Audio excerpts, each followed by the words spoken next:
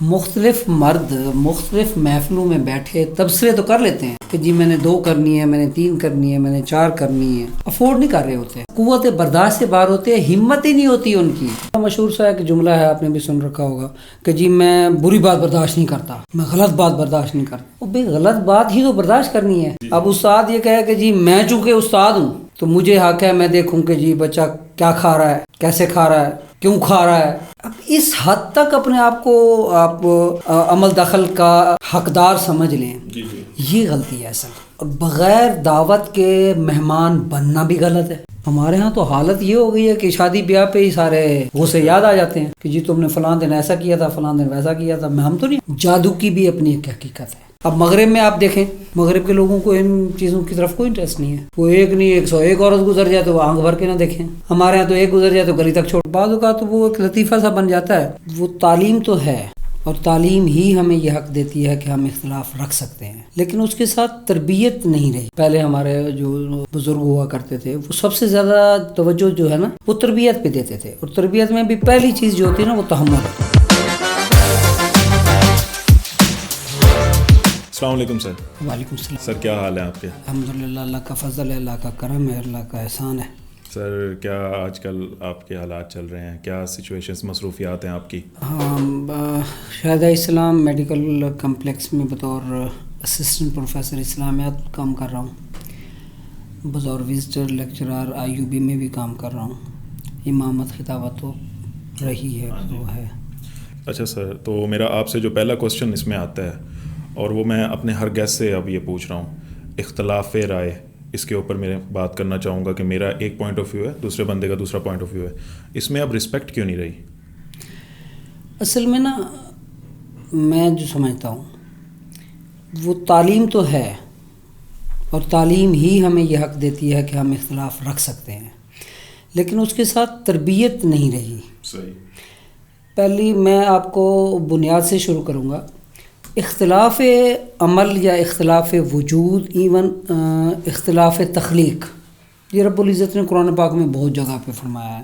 زمین آسمان، چاند سورج، اندھیرا اجالا، عزت ذلت، حکمرانی دینا چھین لینا، حتیٰ کہ گمراہی اور اصلاح، ایمان اور کفر، یہ اختلاف ہی ہے نا۔ جی جی۔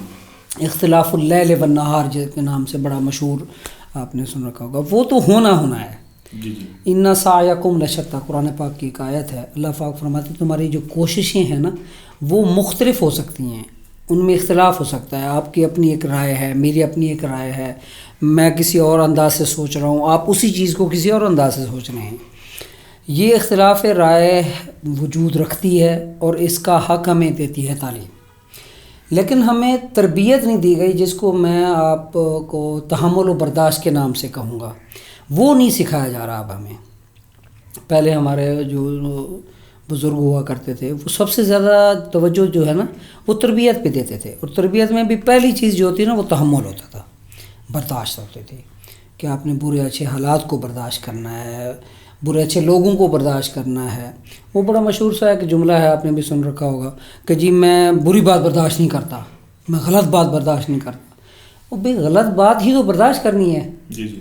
صحیح بات تو برداشت تو نہیں کرنی ہوتی، وہ تو قبول کرنی ہوتی ہے، اور وہ فطرتاً ہمیں قبول ہوتی ہے۔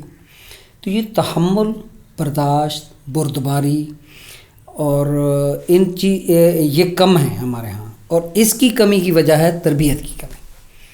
وہ ہمیں جو ہے نا اختلاف رائے نہ رکھنے دے رہی ہے، نہ برداشت کرنے دے رہی ہے۔ تو یہ تربیت کا جو فقدان ہے، اس میں مین جو آپ سمجھتے ہیں ایلیمنٹ ہیں وہ کون کون سے ہیں؟ وہ ہماری معاشرتی نظام کی خرابیاں ہیں۔ صحیح۔ یہ جو دوریاں ہیں بڑوں کی چھوٹوں سے، چھوٹوں کی بڑوں سے، استاد کی شاگرد سے، شاگرد کی استاد سے۔ دوری سے مراد میں فزیکلی دوری نہیں کہہ رہا ہوں، بڑے قریب سے بیٹھ کے استاد پڑھا رہا ہوتا ہے، جی جی، لیکن دماغی طور پر طالب علم استاد سے بہت دور ہے۔ وہ کسی اور نظر سے اس کو دیکھتا ہے، کسی اور حد تک اس کو رکھتا ہے، اور اس کی خواہش یہ ہوتی ہے کہ میں نے اسے اتنا کچھ ہی حاصل کر سکنا ہے کہ یہ میری تربیت کر دے، رہنمائی کر دے، میں اچھے نمبر لے لوں، جی جی، میں اس مضمون کو پاس کر لوں، میرا جو ایگزامینیشن سسٹم مجھ سے تقاضا کر رہا ہے، یہ ایکسپرٹ ٹیچر ہے تو یہ مجھے وہ پوائنٹ سمجھا دے کہ امتحانی نظام مجھ سے کیا کیا توقع کرتا ہے، میں اس کو پورا اتروں اور اپنی اچھی پوزیشن بنا لوں۔ سر، جو آپ نے امتحانی نظام کی ابھی بات کی ہے، ایک ٹائم ہوتا تھا کہ جب بچے کی فرسٹ ڈویژن آتی تھی تو مٹھائیاں بٹ رہی ہوتی تھی، اب پورے نمبر آ رہے ہوتے ہیں۔ آپ نے ٹرانزیشن دیکھی ہوئی ہے سال بہ سال، اس میں اب ظاہری سی بات ہے سلیبس تو وہی ہے، کوئی زیادہ بڑا چینج آیا نہیں ہے، تو کیا آپ یہ سمجھتے ہیں کہ یہ کمپٹیشن اب اتنا زیادہ بڑھ گیا ہے، یا ہماری چیکنگ مارکنگ سسٹم اتنی زیادہ لو ہو گئی ہے، وہ پریشر ڈائریکٹ بچے پہ پڑ رہا ہے اور وہ باقی تمام چیزوں کو وہ سیکھ ہی نہیں رہا؟ اصل میں پہلے یہ جو ہوتا تھا نا، میں نے ابھی آپ کو بتایا، پہلے زیادہ توجہ ہوتی تھی تربیت کی طرف، سلیبس یا بک ریڈنگ کہ صرف نصاب پڑھنا وہ ضروری سمجھا جاتا تھا، لیکن ضروری حد تک سمجھا جاتا تھا جتنا ضرورت ہے، تو اس لیے اس کی توجہ اتنی ہو پانے کی وجہ سے وہ جو ہے بڑا کام سمجھا جاتا تھا کہ جی اس نے فرسٹ ڈویژن لے لیے، اس نے اچھے نمبر لے لیے، اس نے زبردست بھائی، کیونکہ تربیت تو وہ لے رہے ہیں باقی سارے، ان کے ساتھ ساتھ اس نے نصابی طور پر بھی اپنے آپ کو نصابی سرگرمیوں میں بڑھا چڑھا لیا ہے۔ اب سارا فوکس رہ گیا صرف نصابی سرگرمی پہ۔ ٹھیک ہے، اب جب آپ 4 راہوں کو چھوڑ کر صرف ایک راہ متعین کریں گے اور اسی پر ہی دوڑائیں گے گھوڑے، تو وہ تو ظاہر ہے تیز دوڑ جائیں گے، کیونکہ اس کی توجہ نہیں بٹ رہی، اس کا کسی اور طرف دھیان بھی نہیں جا رہا، وہ کسی اور چیز کو اہمیت بھی نہیں دے رہا، تو اس کا چونکہ سارا جو مرکز ہے وہ ایک ڈگر رہ گئی ہے، تو اس میں وہ قوت زیادہ خرچ کرے گا، طاقت زیادہ لگائے گا، محنت زیادہ کرے گا، تو سو نمبر زیادہ لے جائے گا۔ اب ہمارے جو بچے لے رہے ہیں پورے نمبر، وہ اسی وجہ سے لے رہے ہیں نا کہ ان کا ایک ہی ٹارگیٹ ہے، صبح اٹھیں گے، کالج اسکول پہنچیں گے، مرکز سلیبس، پھر ٹیوشن ٹائم، مرکز ہوئی، پھر اکیڈمی ٹائم، آخر میں جا کے جب وہ ایگزامینیشن ٹیسٹ سسٹم جس کو آپ کہہ سکتے ہیں، ہر اکیڈمی ہر ادارہ ٹیسٹ سسٹم پہ لگا دیتا ہے، سب بچے نے پیپر ٹیسٹ دینا ہے پھر آزاد ہے، ٹیسٹ دینا ہے پھر آزاد ہے۔ اب ٹیسٹ دینے کے بعد آزاد نہیں ہے، دوسرے لفظوں میں وہ اگلے ٹیسٹ کی تیاری کرے گا، تو اس کی پریکٹس کی وجہ سے جو ہے وہ نمبر تو زیادہ لے رہا ہے، لیکن باقی خامیاں رہ گئیں بلکہ بڑھ گئیں۔ ہاں جی، اب اسی طریقے سے جو تربیت کے فقدان کی ہم بات کرتے ہیں، بہت سارے ایسے ایلیمنٹس ہماری سوسائٹی میں ایگزسٹ کرتے ہیں جو کہ کوسچنیبل ہیں لیکن لوگوں کو پتہ نہیں ہوتے، خاص طور پہ دوسروں کے معاملات میں دخل اندازی۔ اس کے اوپر میں آپ سے ایک کمنٹ لینا چاہوں گا کہ آخر اس کی حد کتنی ہے؟ ایک بندے کی ذاتی زندگی ہے، آپ اس کے اندر انٹرفیئر کر رہے ہیں، انٹرپرسنل لائف ہوگی، پروفیشنل لائف ہوگی، اس میں دین کا کیا حکم ہے، معاشرتی طور پہ اس کے اندر کیا ایک حد ہوتی ہے، وہ کتنی متعین کی گئی ہے؟ دیکھیں نا، اس کے حوالے سے نبی پاک صلی اللہ علیہ وآلہ وسلم کی عملی زندگی میں سے، ویسے تو نبی پاک صلی اللہ علیہ وسلم کی پوری زندگی ہمارے لیے اسوہ حسنہ ہے، بڑا بہترین جو جملہ ہے، بڑا مختصر سا ہے، ویسے وہ قرآن پاک کی روشنی میں سے ہے کہ اگر تم کہیں کسی کے کمرے میں جا رہے ہو نا تو کھٹکھٹا کر، اجازت لے کر، قرآن پاک میں جو حکم ہے کہ کسی کے گھر جاؤ تو اجازت لو، 3 دفعہ اجازت لو، اگر وہ اجازت نہیں دیتا تو واپس پلٹ آؤ، اور اس بات کو برا نہ مانو کہ اس نے آپ کو اندر آنے کی اجازت نہیں دی، کیونکہ یہ جو آپ جس کو پرائیویسی کہتے ہیں، عذرت اس کو کہتے ہیں، ٹھیک ہے، یہ ہر ایک کو حق حاصل ہے، کسی بھی شخص کو، یہ میں بنیادی نقطہ بتا رہا ہوں، کسی بھی شخص کو کسی بھی شخص کی پرائیویسی میں مداخلت کا کوئی حق نہیں۔ ہمارے ہاں جو روک ٹوک کا نظام ہے نا، اسلام روک ٹوک کے نظام کو قائل ہے، لیکن روک ٹوک کا نظام ہے جب آپ خطا ہوتی دیکھیں، غلطی ہوتی دیکھیں، منکر چیز دیکھیں تو فرمایا ہاتھ سے روکو، زبان سے روکو، نہیں تو دل سے برا سمجھو۔ جب تک وہ کام وجود میں عمل میں نہیں آیا، آپ پہلے سے ہی جناب وہ ایک راہ متعین اور اپنا حق سمجھ لیتے ہیں کہ جی میں نے اس کو یہاں یہ کام کرنے دینے ہیں، یہ کام نہیں کرنے دینے ہیں، ایسے ایسے کاموں سے روکنا ہے، ایسے ایسے کاموں پر ٹوکنا ہے، یہ میرا پیدائشی استحقاق ہے، ٹھیک ہے۔ اب استاد یہ کہے کہ جی میں چونکہ استاد ہوں تو مجھے حق ہے میں دیکھوں کہ جی بچہ کیا کھا رہا ہے، کیسے کھا رہا ہے، کیوں کھا رہا ہے، اب اس حد تک اپنے آپ کو آپ عمل دخل کا حقدار سمجھ لیں، یہ غلطی ہے اصل. آپ نے کرنی ہے صرف تربیت. آپ نے اس کو راہ متعین کرنی کہ بیٹے یا بھائی یا دوست جو بھی ہے، معاشرتی ایلیمنٹ بھی تو آ جاتے ہیں نا، اس میں عناصر سارے آ جاتے ہیں کہ جناب یہ غلط ہے، یہ صحیح ہے، بس ٹھیک ہو گیا. ٹھیک ہے. یہ جو جبر ہے نا، جی تصور جبر، لا اکراہ فی الدین، دین میں جبر نہیں ہے. انبیاء کرام علیہ السلام کو اللہ رب العزت نے فرمایا کہ آپ کے ذمہ ہے پہنچانا، جی حساب ہمارے ذمہ ہے. ٹھیک ہے. یہ ایک بہترین مثال ہے ہمارے لیے کہ بھائی ہم نے اگر کسی چیز کو کسی بھی شخص میں، معاشرے میں، فرد میں، چھوٹے میں، بڑے میں، دوست میں، کہیں بھی غلط دیکھ رہے ہیں نا، تو ہم نے اس کو اس حد تک سمجھانا ہے کہ یہ غلط ہے، اس کو احساس دلا دینا ہے. ٹھیک ہے. اب اس کو جبراً ہم قائل کریں کہ نہیں جی یہ کرنا ہے، ایسے ہی کرنا ہے جیسے میں کہہ رہا ہوں، میں تم سے زیادہ تجربہ کار ہوں، میں نے زیادہ دنیا دیکھی ہے. یہ جو مداخلت اب ہمارے ہاں تصور ہو گئی ہے نا، یہی مداخلت ہے کہ وہ غیر محدود ہو گئی ہے. ٹھیک ہے. ٹھیک ہے. کئی چیزوں کو ہم سرے سے گنتے نہیں، اور کئی چیزوں کے پیچھے پڑ جاتے ہیں تو بس وہ پیچھے ہی لگے رہتے ہیں جب تک بال کی کھال نہ اتار دیں.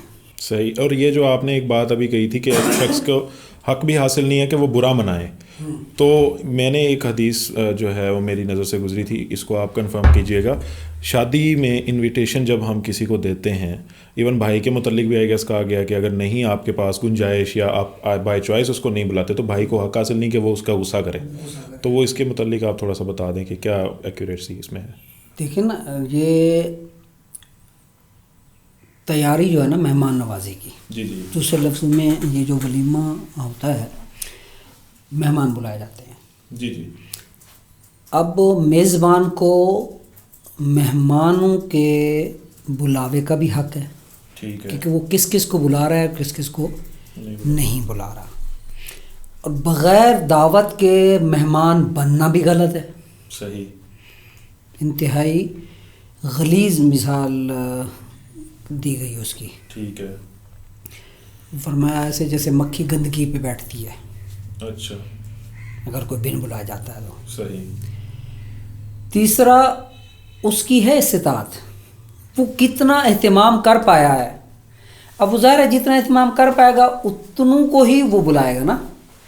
اب وہ 100 بندے کا اہتمام نہیں کر سکتا، وہ 50 کا گھر ہے تو 50 بندوں کو اس نے بلا لیا، باقی 50 ناراض ہوئے منہ بناتے پھریں کہ جی یہ ہمیں کیوں نہیں بلایا. یہ غلط تصور ہے. ٹھیک ہے. لیکن یہ جو آپ نے کہا نا بھائی تک کا یا بہن ہے یا عزیز رشتہ دار ہیں، اقارب کا، رشتہ داروں کا نا ایک بنیادی حق ہوتا ہے، اور وہ معاشرت بنانے میں بڑا کردار رکھتی ہے.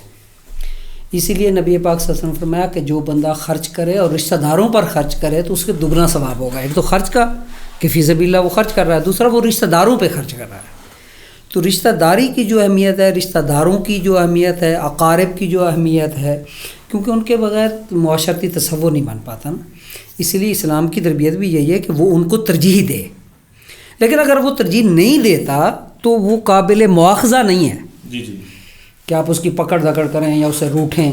ہمارے ہاں تو حالت یہ ہو گئی ہے کہ شادی بیاہ پہ ہی سارے غصے یاد آ جاتے ہیں کہ جی تم نے فلاں دن ایسا کیا تھا، فلاں دن ویسا کیا تھا. ہم تو نہیں انتظار کرتے ہیں کہ بھائی آئے گا تو پھر کریں گے سارا کچھ. لیکن سر ایک چیز اور بھی ہے کہ بہت سارے ایسے بھی رشتہ دار ہوتے ہیں جو کہ ایک شخص کی نظر میں وہ پوری تھرو آؤٹ ہز لائف سپین جو ہے اس کو بہت زیادہ تنگ کیے رکھتے ہیں. جیسے ہم نے پہلا سوال مداخلت والا کیا، پھر ایسے میں اس شخص کو کیا پالیسی اڈاپٹ کرنی چاہیے اس کو بیلنس کرنے میں؟ دیکھیں نا، میں نے آپ کو کہا کہ اسلام یہ تربیت دیتا ہے کہ ذوی الاقارب کو ترجیح دی جائے. لیکن اس ترجیح میں اگر وہ غلط فائدہ اٹھاتے ہیں، بجائے اس کو پرسکون رکھنے کے اسے اور پراگندہ دماغ کر دیتے ہیں، پریشان کر دیتے ہیں اور مجبور کر دیتے ہیں، بے بس و لاچار کر دیتے ہیں، تو ایسوں سے پرہیز کرنا چاہیے. ٹھیک ہے. قطع تعلق نہیں ہونا چاہیے. قطع تعلق کی تو خیر اسلام میں قطع رحمی اور صلہ رحمی جو دو کنسیپٹ ہیں، قطع رحمی کا تو وہ تصور ہی نہیں ہے نا اسلام میں کہ صلہ رحمی رکھنی ہے آپ نے ہر حال میں. لیکن اگر آپ دیکھتے ہیں کہ وہ آپ کی استطاعت سے باہر نکل رہے ہیں، آپ انہیں کنٹرول نہیں کر پا رہے، قابو نہیں کر سکیں گے، آپ ان کو ایک دائرے میں نہیں رکھ سکیں گے، الٹا پریشانی کا باعث ہوں گے، تو آپ ان سے نظر انداز کر دیں، دوری اختیار کر لیں، قطع تعلق ہی نہیں کر سکتے. ٹھیک ہے سر. ایک میرا یہاں پہ سوال اور آ رہا ہے جو کہ ہم لوگ موسٹلی دیکھتے ہیں کہ ایک بندے کی پرفارمنس ٹھیک نہیں جا رہی ہوتی کسی بھی اسپیکٹ کے حساب سے، یا پھر بعض دفعہ اس کو یہ ہوتا ہے کہ جی جادو بندش یہ والے کانسیپٹ بیچ میں وہ لے آتا ہے. اس کی کیا حیثیت ہے ہمارے ہاں سوسائٹی میں، اور کتنی حد تک ہم یہ سمجھ سکتے ہیں کہ یہ نظر بد ہے اس بندے پہ یا جادو ہے؟ دونوں میں ڈفرینس اور اس کی حقیقت کیا ہے؟ بنیادی طور پر نظر بد کی بھی ایک حقیقت ہے، اس کا وجود ہے. ٹھیک ہے، نبی پاک صلی اللہ علیہ وسلم کا فرمان ہے النظر حق. ٹھیک ہے، نظر حق ہے، نظر لگتی ہے. جادو کی بھی اپنی ایک حقیقت ہے، اس کا ایک وجود ہے. ٹھیک ہے، اور وہ تو خود نبی پاک صلی اللہ علیہ وآلہ وسلم کی ذات والا صفات کے لیے بھی کیا گیا تھا، جس کے جواب میں سورہ فلق اور سورہ ناس، آخری جو دو سورہ ہیں قرآن پاک کی، اللہ پاک نے وہ نازل فرمائی تھی. پہلا حصہ ہم لے لیتے ہیں نظر بد کا. جی. حدیث مبارکہ میں نے ایک واقعہ ملتا ہے کہ ایک صحابی نہا رہے تھے، تو دوسرے صحابی نے گزرتے ہوئے انہیں دیکھا تو فرمانے لگے کہ ایسا نازک سفید اور بڑا بہترین بدن تو کسی دوشیزہ کا بھی میں نے نہیں دیکھا. تعریف کر دی اور وہ اسی وقت بے ہوش ہو گئے. تو نبی پاک صلی اللہ علیہ وسلم کا بڑا بہترین جملہ فرمایا تم اپنے بھائی کی جان کے پیچھے کیوں پڑے ہو؟ اس میں بھی دیکھیں دکھائی تو دیتا ہے، اس پر جو تبصرہ ہے وہ ہماری تربیت کی نشاندہی ہے. صحیح. ہم اس کو ماشاءاللہ کہیں، ہم اس کو اللہ رب العزت کی طرف سے نعمت سمجھ کے اس انداز سے اس زاویے سے دیکھیں گے اگر، تو وہ نظر نہیں پڑے گی. ٹھیک ہے. اور اگر ہم اس کو بہتری بلائی کے اس نقطۂ نظر سے دیکھیں کہ ہم کم ہیں اور وہ زیادہ ہے، تو وہ ظاہر ہے وہ پھر منفی چلا جائے گا، اس کا پورا اثر پڑے گا. صحیح. بات پھر اس میں بھی تربیت کی آئے گی کہ ہم کسی چیز کو دیکھتے ہیں تو اس پہ ہمارا رویہ یا تبصرہ جو ہے، رد عمل جو ہے پہلا، وہ کس انداز سے ہونا چاہیے. ہمیشہ اپنے آپ کو مثبت رکھیں. کسی کی کوئی اچھی چیز دیکھتے ہیں، اچھا عہدہ دیکھتے ہیں، اچھی شکل و صورت دیکھتے ہیں، وضاقتہ دیکھتے ہیں، لباس دیکھتے ہیں، خوراک دیکھتے ہیں، تو اس پر آپ ماشاءاللہ پڑھیں کہ دیکھیں اللہ پاک نے اس پر کتنا فضل کیا ہے. یہ جو سوچ ہے نا، یہ آپ کے رویے کو بدل دے گی، اس کے اثر کو بدل دے گی. اس کے لیے میں آپ کو ایک مثال دوں گا حسد اور رشک کی. ٹھیک ہے. کسی کی خوبی دیکھی، آپ کا اللہ کرے اس سے چھن جائے، مجھے مل جائے، حسد. یہ اس کا ککھ نہ رہے، اس کو نقصان ہو جائے، اس کو خسارہ ہو جائے. اب یہ منفی رد عمل ہے، حسد ہو گیا. اور یہ نیکیوں کو ایسے کھاتا ہے جیسے آگ لکڑیوں کو کھاتی ہے. جو حسد کرتا ہے اس شخص کی. اس کی بجائے اگر آپ کہیں کہ دیکھیں اللہ پاک کا اس پر کتنا فضل ہے، یا اللہ جیسے اسے دیا ہے مجھے بھی دے، اسے بھی تو نے نوازا ہے مجھے بھی نواز دے. اب یہ دیکھیں کتنا مثبت رد عمل ہو جائے گا. نظر کا بھی ایسے ہی ہے. آپ اگر کسی کی اچھی چیز کو دیکھتے ہیں تو اس پر جو آپ کا پہلا تبصرہ ہے، رد عمل ہے، وہ اچھا اور مثبت ہونا چاہیے کہ یہ تو مخلوق ہے نا، اس کو تو ملا ہے، دینے والا اور ہے، اس پر نظر رکھیں، اس کا نام لے لیں. جیسے ماشاءاللہ پڑھ دیتے ہیں، نظر ختم ہو جائے گی. اب مجھے پتہ ہے کہ میرے ارد گرد ایسے لوگ موجود ہیں جو کہ حاسدین ہیں، پھر مجھے کیا کرنا چاہیے؟ دیکھیں ایک اس کا نا بڑا اچھا پہلو مجھے یاد آ گیا. ایک بات یاد رکھیں، حسد ہمیشہ کسی خوبی پر ہی ہوتا ہے. صحیح. اگر آپ کے دائیں بائیں کچھ حاسدین ہیں نا، تو اس کا مطلب ہے آپ میں کوئی خوبی ہے. آپ اس خوبی کا اللہ پاک کی بارگاہ میں شکر ادا کریں. ٹھیک ہے، لیکن میں بچوں گا کیسے اس نیگیٹو انرجی ہم تو لینا. جی. ٹھیک ہے. یہ پیر مہر علی شاہ صاحب کو ان کے مرشد نے کہا تھا کہ محسود تر ہو، یعنی تو ایسی شخصیت بن جائے کہ سب سے زیادہ حسد تجھ سے کیا جائے، کیونکہ وہ خوبی کی نشاندہی ہوتی ہے نا. اس کے لیے آپ پہلا جو تصور ہے وہ اللہ رب العزت کا شکر ادا کریں، اسی سے نعمتوں کو میں اضافے کی سوال کرتے رہیں. اور دوسرا سورہ فلق جو ہے وہ واضح الفاظ کے ساتھ حسد سے بچاؤ کے لیے ہے، آپ اس کا زیادہ سے زیادہ ورد کریں. ٹھیک ہے. تیسری جو چیز ہوتی ہے جو معاشرتی ہمارا رد عمل ہونا چاہیے وہ یہ کہ آپ یہ نہ دیکھیں نا کہ یہ مجھ سے حسد کرتا ہے دفع کرو اس کو. جو آپ دور کریں گے اس کا حسد بڑھے گا. آپ اس کو قریب لائیں، اس کے ساتھ اچھا سلوک کریں. ہو سکتا ہے وہ حسد بیچارہ اس لیے کر رہا ہو کہ دیکھیں جناب اس کو نخرہ اس کا بڑھ گیا ہے، 4 ٹکے کیا آ گئے ہیں، یہ بندے کو بندہ نہیں سمجھتا ہے. ہو سکتا ہے وہ مائنڈ سیٹ ہے نا ہمارا، اس نے ذہن بنا لیا اپنے آپ کے متعلق. تو آپ اس مائنڈ سیٹ کی جو ہے علاج کریں، اس کو قریب کریں، اس کے ساتھ میل جول رکھیں، آنا جانا رکھیں، اخلاق سے برتاؤ کریں. وہ خود بخود انشاءاللہ عملاً آپ نے یہ کرنا ہے. سورہ فلق کا ورد زیادہ سے زیادہ کریں اور اللہ رب العزت سے اس کی نعمتوں کے اضافے کی دعا کرتے رہیں. وہ بڑا بہترین جملہ ہے نبی پاک صلی اللہ علیہ وسلم کی دعا کا کہ یا اللہ میں نعمتوں کے چھن جانے سے تیری پناہ چاہتا ہوں کہ نعمتیں تو نے تو عطا فرمائیں، پھر وہ نعمتیں مجھ سے چھین لی جائیں، یہ وقت نہ آئے. اس کے لیے آپ اپنا رویہ بھی ٹھیک رکھیں، اپنا عمل، اپنا اخلاق اس میں اضافہ کریں تو انشاءاللہ بچت ہوگی. اور جادو، حسد. دوسرا حصہ آ گیا جادو. جادو کا اپنا ایک وجود ہے، اور جادو کرنے والا جو ہوتا ہے نا، میری اپنی ذاتی رائے ہے کہ وہ یوں سمجھ لیں کہ اخلاق کی سب سے نچلی سطح تک جا کے پھر یہ حرکتیں شروع کرتا ہے. جادو ٹونا کر کے کسی کو زوال پذیر کرنا، کسی کو نقصان دینا کہ چلو بھی یہ تو سولی چڑھے نا، کھلے لائن لگاؤں گا اس کو، باقی جو ہوگا دیکھا جائے گا. یہ اللہ رب العزت کا ناپسندیدہ ترین عمل ہے. اللہ رب العزت ایسے شخص کو بالکل کسی صورت، کسی کیفیت و حالت میں بھی پسند نہیں کرتے. ٹھیک ہے، یہ ہے کرنے والے کا. اور جس پر کیا جائے اس کا وہی علاج ہے. میں نے ابھی آپ کو بتایا سورہ فلق اور سورہ ناس یہ نازل ہی جادو کے علاج کے لیے تھی. ٹھیک ہے، لیکن یہ ایک بات یاد رکھیں، جادو کا وجود تو ہے لیکن جادو قدرت الہیہ سے آگے نہیں ہے. بعض اوقات جادو صرف نظر بندی بھی ہوتی ہے.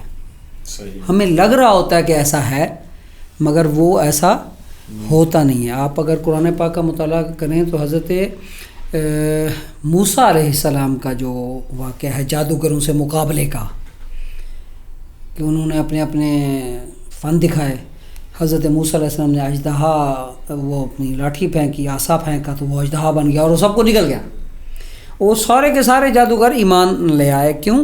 کیونکہ انہیں پتہ تھا کہ ہمارا جو جادو ہے نا وہ ہمارے پھینکے ہوئے رسیاں یا لاٹھیاں سانپ لگ رہی تھیں نہیں.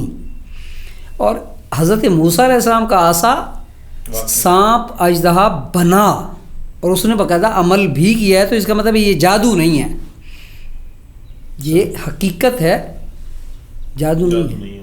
تو بعض اوقات جادو کا اثر صرف احساس کی حد تک بھی ہوتا ہے. ہم سمجھ لیتے ہیں کہ ایسا ہو گیا ہے، بعض اوقات نہیں بھی ہوتا ایسا.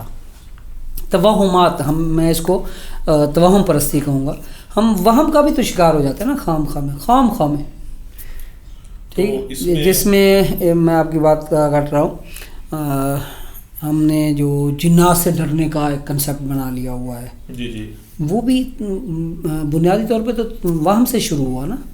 تو بعض اوقات جادو کا اثر یا جادو کی فہم یا جادو کا یقین جو ہے وہ وہم ہوتا ہے، ایسا ہوتا نہیں ہے. اس میں ایک چیز اور بھی میں نے آپ سے پوچھنی تھی، آسٹرولوجی کے متعلق. ماہر فلکیات، علم فلکیات، پھر ہم دیکھتے ہیں کہ وہ پورا ایک چارٹ بنا لیتے ہیں جی کہ آپ کا دن کیسا گزرے گا، سال کیسا گزرے گا، وہ فلانا سیارہ، وہ پھر بات پلانٹ پہ لے جاتے ہیں، پلانٹ کے چکروں پہ لے جاتے ہیں کہ فلانا سیارہ اب ادھر بیٹھ رہا ہے تو آپ کے یہ حساب یہ. اور موسٹلی دیکھنے میں یہ آتا ہے کہ جو اس چیز کا ایکسپیرینس کرتے ہیں وہ ڈیلی بیسس پہ اپنا اسٹار پڑھ رہے ہوتے ہیں، اپنی سائنس پڑھ رہے ہوتے ہیں، اور کہ جی ہمارے ساتھ 50-60% ہوتا ہے. اس کی کیا حقیقت ہے؟ یہ تو کہتے ہیں کہ علم فلکیات ستاروں کا علم ہے. دیکھیں قرآن پاک میں نا تمام تر علوم کی بنیاد ہے جی. اس میں سورہ بروج ہے نا، والسماء ذات البروج. جی جی. تو برج سیارہ، ٹھیک ہے، ایک کنسیپٹ وہاں سے ہو گیا. پھر اسی طرح اللہ رب العزت نے فرمایا کل فی فلک یسبحون، ہر ایک اپنے دائرے میں تیرا ہے، اپنے مدار میں تیرا ہے. وہ مدار، ان کا برج، ان کا ٹھہراؤ، ان کا اتار، ان کا چڑھاؤ، تیزی کمی، یہ سارے جو علم الفلکیات کے ماہرین ہیں وہ اس طرح کی باتیں تو کرتے ہیں. ٹھیک ہے. اب اس کے متعلق میرا چونکہ ذاتی کوئی تجربہ خاص نہیں ہے، نہ میں نے اس کو زیادہ اس سے پڑھا ہے گہرائی سے، لیکن جو سمجھ آتا ہے وہ یہ ہے کہ وجود تو ہے اس کا. جی جی. ٹھیک. اب اس وجود کے ماہرین ہی بہتر بتا سکتے ہیں نا کہ اس میں کیا کیا اصول، ضوابط، قواعد، ٹھیک ہے، اور ان ضوابط و قواعد کی پابندی کی جائے تو اس کے اثرات، جی جی. اور پھر اثرات میں بھی اثرات بد کیا ہیں اور اثرات خیر کیا ہیں. جی جی. ٹھیک ہے. اب ایک آیت ہے اللہ پاک کی کہ فرمایا ایام نحسات، یہ منحوس دن ہے. جی جی. جب وہ عذاب نازل ہوئے اقوام میں سابقہ پر، ٹھیک ہے، تو وہ یا تو اس کا ماہر کوئی وہ کر سکتا ہے. تو وجودی بات تو چلتی ہے. جی جی. باقی ہمارے ہاں ایک جو تصور بن گیا ہے اب جو رائج ہے، جی جی. جس کو آپ نجومی کہہ سکتے ہیں. جی.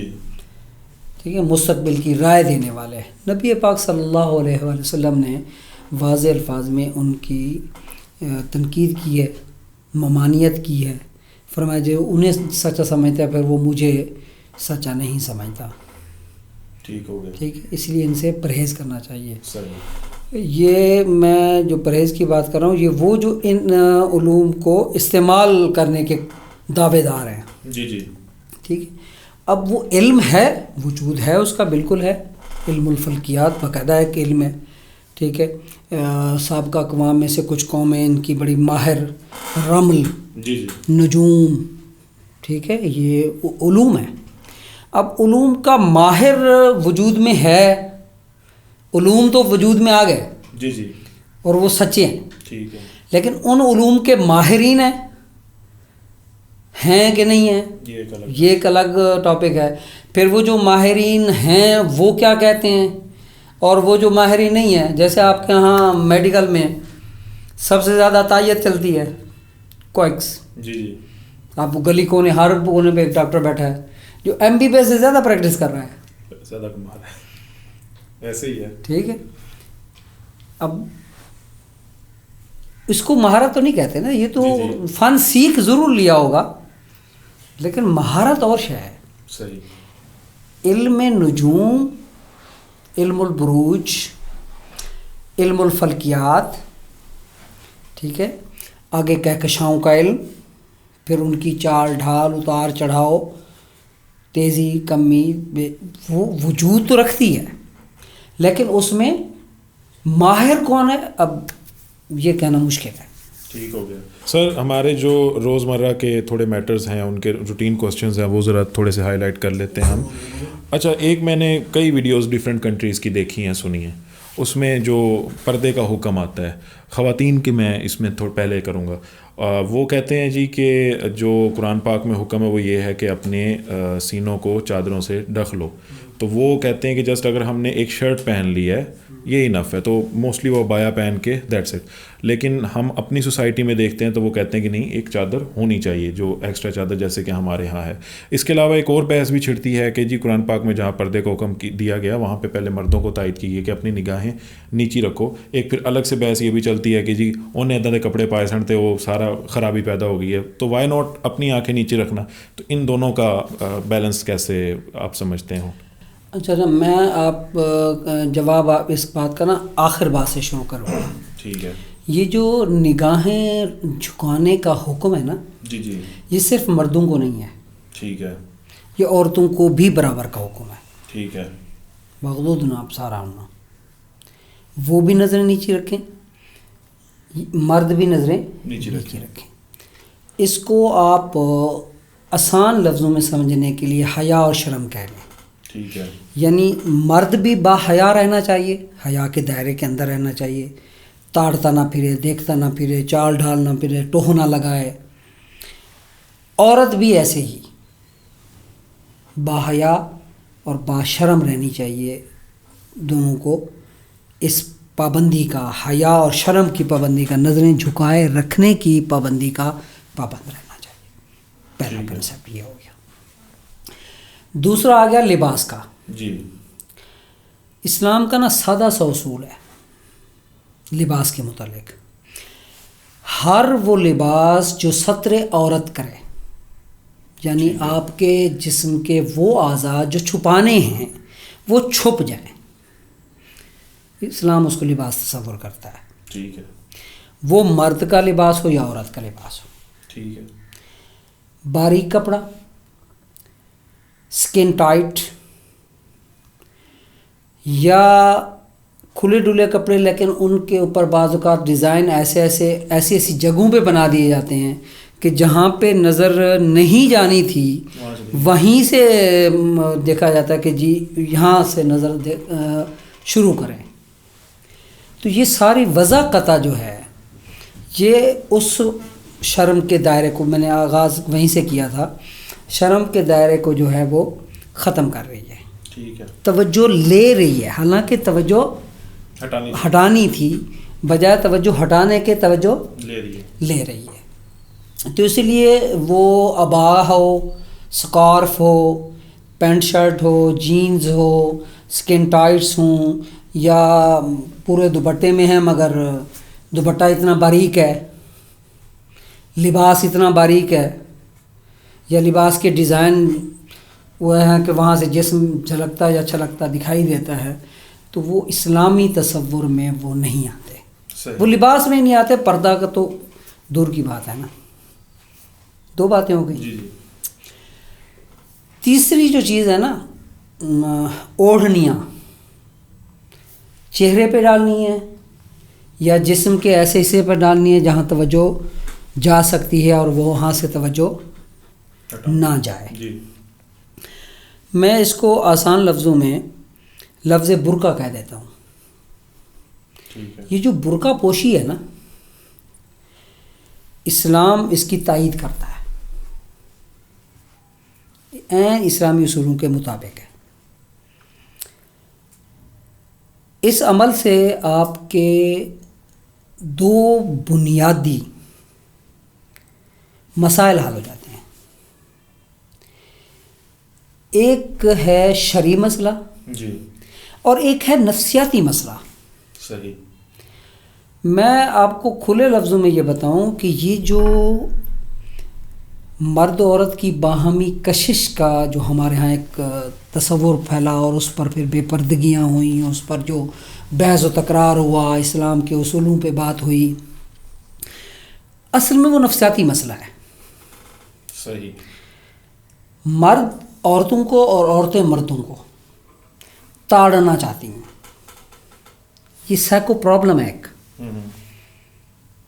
ٹھیک ہے. لگاؤ کشش، وہ کہتے ہیں نا جی تعریف کی بھوکی ہوتی ہے عورت. ظاہر ہے جتنا حسن دکھائے گی اتنا تعریف کی جائے گی اس کی. اور مرد بعض اوقات تعریف کے قابل سمجھتا نہیں ہے اس کو. صحیح. لیکن تعریف کرتا ہے تاکہ کسی طرح یہ قابو میں آ جائے. میں آپ کو سادہ سی ایک بات بتاؤں، عورت جتنی بے پردہ ہوتی جائے گی نا اتنی بدصورت ہوتی جائے گی. صحیح. عورت جتنی بے پردہ ہوتی جائے گی اتنی بدصورت، یعنی عورت جتنی کھلتی جائے گی، یوں سمجھ لیں بے لباس ہوتی جائے گی، اتنی بدصورت ہوتی جائے گی. پردے میں کشش ہے، برقعے میں تحفظ ہے. ٹھیک ہے. ایک تو شرعی تقاضا پورا ہو گیا، مرد الگ عورتیں الگ.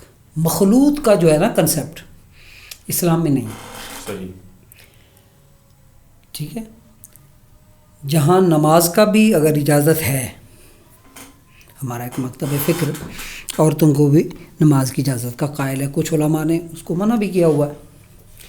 تو وہ بھی الگ الگ صفیں ہیں. جی. پہلے مردوں کی صفیں بنیں گی، پھر بچوں کی صفیں بنیں گی، پھر عورتوں کی صفیں بنیں گی. ٹھیک ہو گیا. دوریاں برقرار رہیں گی. اختلاط کا مخلوط کا تو کنسیپٹ ہی نہیں ہے اسلام میں. صحیح. برقعے سے آپ کا وہ شرعی تقاضا پورا ہو گیا. جی جی. اور پھر معاشرتی طور پر یہ جو نفسیاتی تقاضا ہے جی جی وہ پورا ہو جاتا ہے.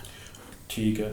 لیکن ایک ایسا بندہ ہے یا ایسے گروپ آف پیپل ہیں جن کو یہ نفسیاتی ایشو ہے ہی نہیں، وہ ان کے لیے پھر کیا ہے، وہ اپنا جیسے کو ایجوکیشن ہو گیا.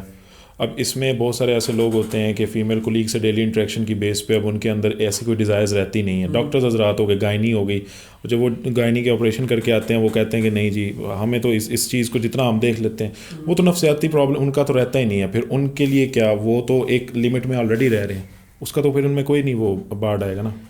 دیکھیں میں آپ کو بتاؤں، یہ جو نفسیاتی اثر ہوتا ہے نا وہ بہرحال رہتا ہے. یہ ہے کہ ایسے لوگوں میں بہت کم ہو جاتا ہے. جی جی. بہت کم ہو جاتا ہے. جی جی. لیکن رہتا ان میں بھی ہے. صحیح. آپ آفیشلی ہونے والے اس طرح کے آپریشنز، مریض کا چیک اپ اور کولیگز کے ساتھ رہنے والوں کی بات کر رہے ہیں، ٹھیک کر رہے ہیں. لیکن انہی کے متعلق ان افراد کی پرائیویٹ گفتگو کا بھی چیک کریں آپ. اس میں وہ آنسر آپ کو دکھائی دے گا. جی جی. وہ باقاعدہ ڈسکس کرتے دکھائی دیں گے آپ کو. ٹھیک. تو وہ کنسیپٹ آ گیا. اسلام کا نا بالکل سیپریٹ سسٹم ہے. مرد الگ عورت الگ. کرنا فی بیوتکم. اب ان کا علاج معالجہ چلنا ہے، ماہرین ماہرات ہونی چاہیے، یعنی عورتیں ہونی چاہیے. سیدہ امی عائشہ رضی اللہ تعالیٰ عنہ سے لوگ علوم شرعی سیکھتے تھے لیکن پردے کے پیچھے سے. وہ کو ایجوکیشن ہو یا کو ورکنگ ہو، جی جی، یا ورکنگ ریلیشن شپ ہو، جی جی، بنیادی عنصر نفسیاتی وہ رہے گا. جی جی. یہ ہے کہ کہیں دب جائے گا، کہیں تیز ہو جائے گا. جہاں کچھ نہیں ملے گا وہاں تیز ہو جائے گا. جی جی. جہاں سب کچھ عام ہے وہاں. اب مغرب میں آپ دیکھیں، ہاں جی، مغرب کے لوگوں کو ان چیزوں کی طرف کوئی انٹرسٹ نہیں ہے. وہ ایک نہیں 101 عورت گزر جائے تو وہ آنکھ بھر کے نہ دیکھیں. جی جی. ہمارے یہاں تو ایک گزر جائے تو گلی تک چھوڑ دیں. ایسے ہی ہے. ٹھیک ہے نا. جی جی. تو وہ ایک مطلب کمی اور بیشی کا تصور تو ہوگا لیکن اثر رہے گا. سر پھر اسی طرح ہماری سوسائٹی میں ایک بہت بڑا اختلاف پیدا ہوتا ہے. کچھ مکاتب فکر کہتے ہیں کہ جو مرد ہے وہ 4 شادیاں کرے. ایک جو ہے وہ جس طرح بھی وہ پہلی شادی تو ہوتی ہے، باقی جو بیوہ طلاق یافتہ جو ہمارے یہاں ٹرینڈ چل رہا ہے اس کے مطابق ان کو کرنی چاہیے 4 شادیاں. لیکن ایک یا شاید اس سے زیادہ مکاتب فکر یہ بھی کہتے ہیں کہ صرف ایک ہی ہونی چاہیے، ایسی کوئی ضرورت ہی نہیں ہے، صرف ایک شادی ہونی چاہیے. اور پھر یہ بحث چھڑ جاتی ہے. خواتین جو ہیں وہ ظاہری سی بات ہے پوزیسو ہوتی ہیں ایک بندے کے پیچھے. وہ ایسی جو ہے ریفرنسز پیش کرتے ہیں کہ جس میں باقاعدہ طور پہ بتایا جاتا ہے کہ جی آپ 4 نہیں ہینڈل کر سکتے. وہ جو قرآن پاک کی آخری آیت ہے کہ اگر تم نہیں کر سکتے تو ایک سے ہی گزارا کرو. تو اس میں کیا بیلنسنگ اسٹیٹمنٹ ہوگی آپ کی کہ مطلب کس کو ضرورت ہے کرنے کی اور کس کو ضرورت نہیں ہے کرنے کی؟ دیکھیں، ایک ہوتا ہے تبصرہ، جی جی. ایک ہوتا ہے مذاق، جی جی. ایک ہوتی ہے خواہش. اچھا.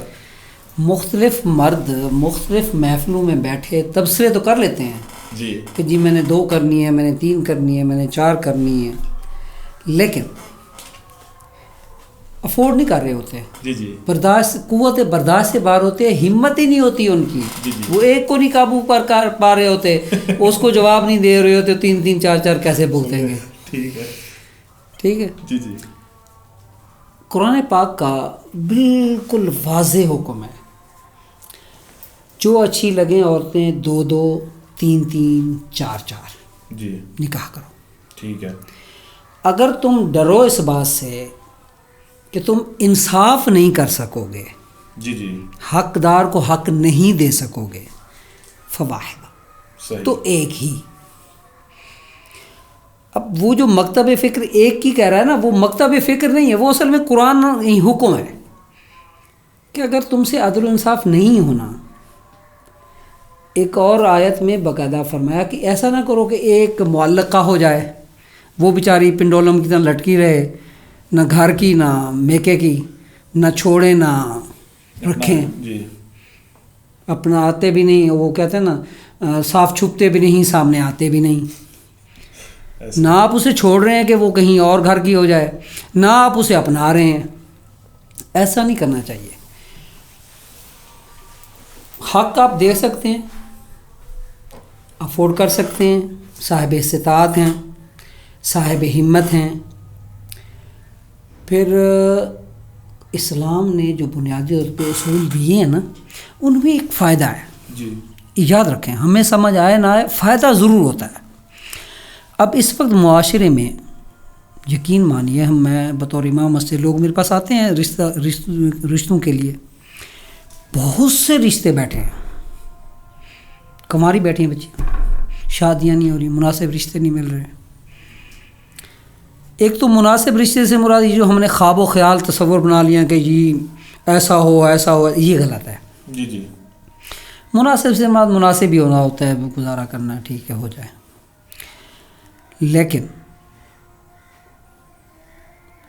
افورڈ کر سکتے ہیں شادیاں نہیں کر رہے، وہ آپ کی بات کی عورت جو ہے نا وہ ہو رہی ہے کہ نہیں جی. دوسری میں شوقاً تو مجھے قبول ہی نہیں ہے. بھی کیوں قبول نہیں ہے؟ مرد خدا نہ خواستہ باہر حرام کاری کرتا پھر وہ قابل قبول ہے.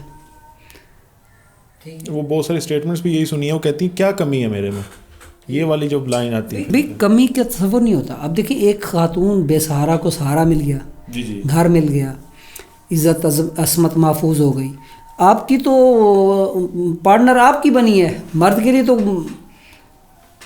ایک ہی کافی ہے نا. جی جی اب وہ دوسری عورت آئی تو ایک اگر دو عورتوں کا باہمی ریلیشن اچھا ہے تو وہ اس کی تو پارٹنر بن گئی. جی جی گھر کے کام کاج تقسیم ہو جائیں گے، ٹھیک ہے، خدمت داریاں تقسیم ہو جائیں گی، ڈھیر ساری ضروریات ہیں. اب کئی ایسی خواتین ہیں جو ملازمت پیشہ ہیں، گھرداری نہیں سنبھال سکتی. اب اگر اس مرد نے ایک دیہاتی عورت سے شادی کر لی ہے، وہ ملازمہ نہیں ہے، وہ گھر کے بطور بیوی گھر کے کام وہ سنبھال لے، یہ بعد میں آ کے اپنا حصے کا بعد میں سنبھال لے. جی جی تو ایک تو تعاون بڑھ رہا ہے نا، معاشرتی تعاون بڑھے گا. کئی خواتین کی کفالت ہوگی، بیوائیں بیٹھی ہیں بیچاری. آپ یقین کریں، میں حیران ہوتا ہوں، بیوہ خیرات کے مستحق سمجھی جاتی ہے، نکاح کے مستحق نہیں سمجھی جاتی. جس صدقہ فطر نکالنا ہے ہم نے جی، ہمارے یہاں ساتھ بیوہ رہتی ہے اس کو دینا ہے. ایسے ہی ہے. تو اللہ کے بندے، اس کی آپ باقاعدہ سرپرستی کیوں نہیں کراتے؟ معاشرے میں یہ خوبیاں کیوں نہیں پیدا ہو رہی؟ ٹپیکل پرانا انوائرمنٹ. وہ تبصرے میں نے کہا نا شروع میں، تبصرے بے شک ہم چار کے کر لیں. جی جی ہمت ہماری بس ایک تک ہی ہے. صحیح. ٹھیک ہے، تو وہ جو ہمت، وہاں ہمت بڑھائیں. ایسے لوگوں کی بیوہ ہے بیچاری، طلاق یافتہ ہے، کسی بھی وجہ سے شادی نہیں ہو پا رہی اس کی، تو ایسی خواتین کی سرپرستی کی جائے، ان کے ساتھ نکاح کیا جائے، انہیں باعزت روزگار دیا جائے، بجائے صدقات خیرات پہ رکھنے کے اس کو. یہ زیادہ بہتر ہوگا، یہ زیادہ مناسب حال ہے.